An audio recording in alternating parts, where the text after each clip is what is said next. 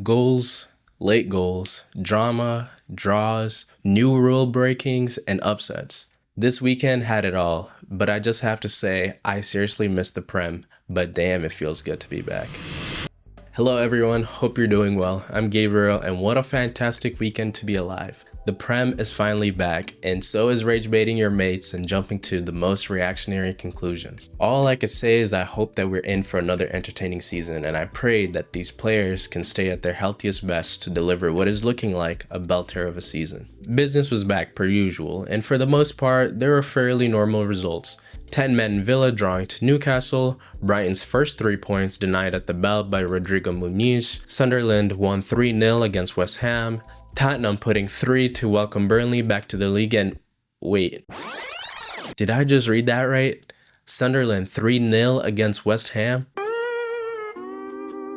Fair play to them, and what an achievement as they become one of the only few sides to win on their promotion since 2012, and guess who did then? West Ham. Have to feel for the Hammers. It can't get any worse from here, can it? The antics got started with Liverpool, the current defending champions and the major favorites to do it again this season. From kickoff, they looked dangerous. The momentum was going back and forth with both sides wanting to get that strong start. The one player that absolutely stood out to me was Hugo Ekitike.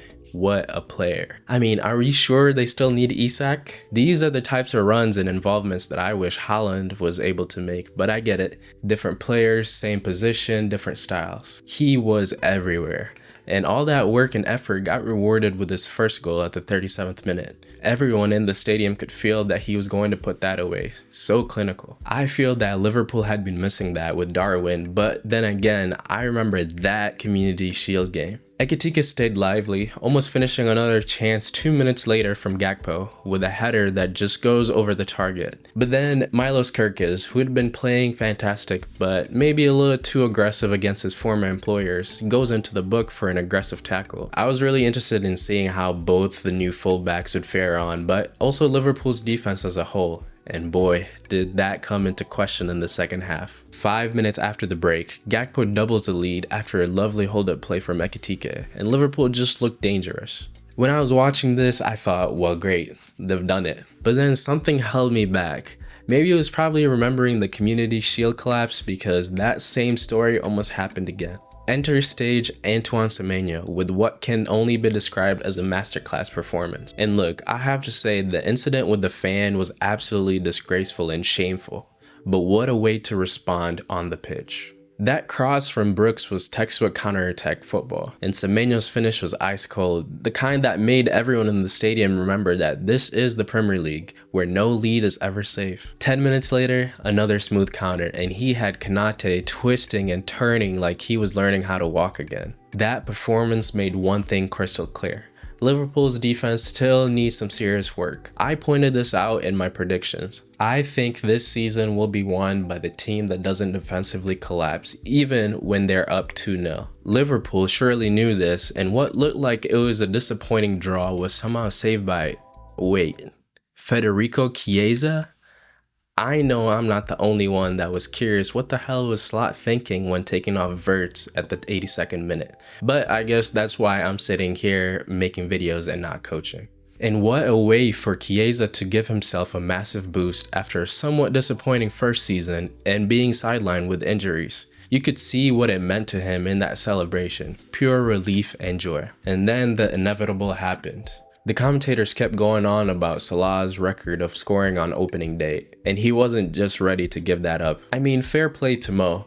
With all the talks of the new signings up front and in defense, he still had to remind everyone that he's here to terrorize the league. So yeah, fair play to Liverpool for that dramatic finish. Speaking of not giving up records easily, let's talk about City. They looked shaky to start against Wolves, but they picked up, which had me thinking, wow, they're moving with a lot more pace and urgency than last season. Wolves then started looking dangerous on the counter, and I suddenly started getting flashbacks from last season. You see, Pep's football requires intricate passing and switching play, but when facing low blocks, they just couldn't unlock defenses creatively. Well, last season they also didn't have Tijani Reinders, and oh my god, what a player. I know it's still just the first game, but becoming the second player in City's Premier League history to score and assist on debut since Sergio Aguero, that places him on an elite trajectory that I hope he continues on. Not a bad outing for Haaland either. Finding the net twice brings him to 10 total goals against Wolves. Also worth noting, it's his 4th season in a row now scoring on opening day. 6 more seasons to go to catch up with Salah's record, eh Haaland?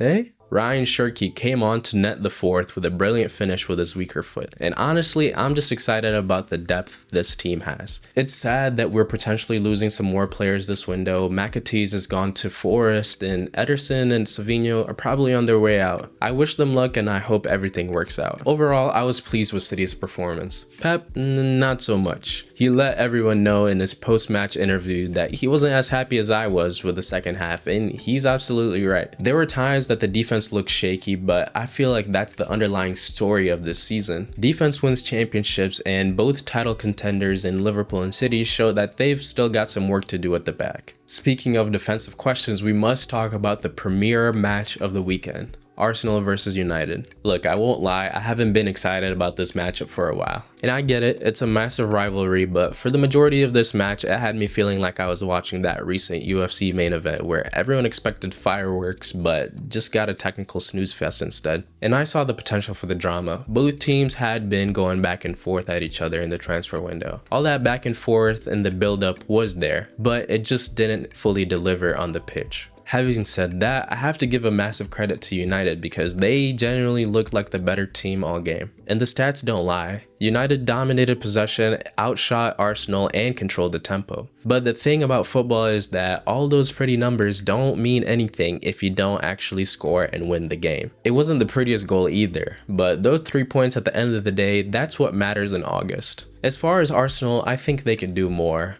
and their fans will absolutely demand more after that performance. However, and this ties back to our whole defensive theme today, out of all the top teams, I really think that Arsenal might be the most solid at the back. It's just the core and chemistry that they have and the defensive depth, paired up with Arteta's tactical setup to stay defensively sound, it's all there. They've also got a solid midfield to support that structure too. But here's Arsenal's real challenge this season. It's the offense where they need to start delivering. With Gyökeres now in the mix, he's supposed to be the piece that brings it all together.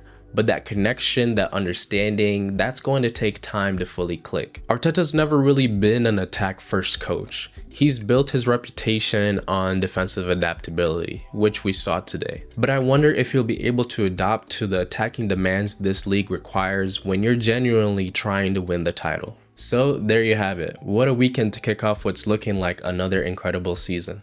Liverpool showing that they can score but still fragile with leads. City adding creativity but still looking a little shaky at the back. And Arsenal look solid defensively but look very flat going forward. The Prem is back and I honestly can't wait to see what comes next. Thank you for tuning in and I hope you're having a great one. But until next time, peace.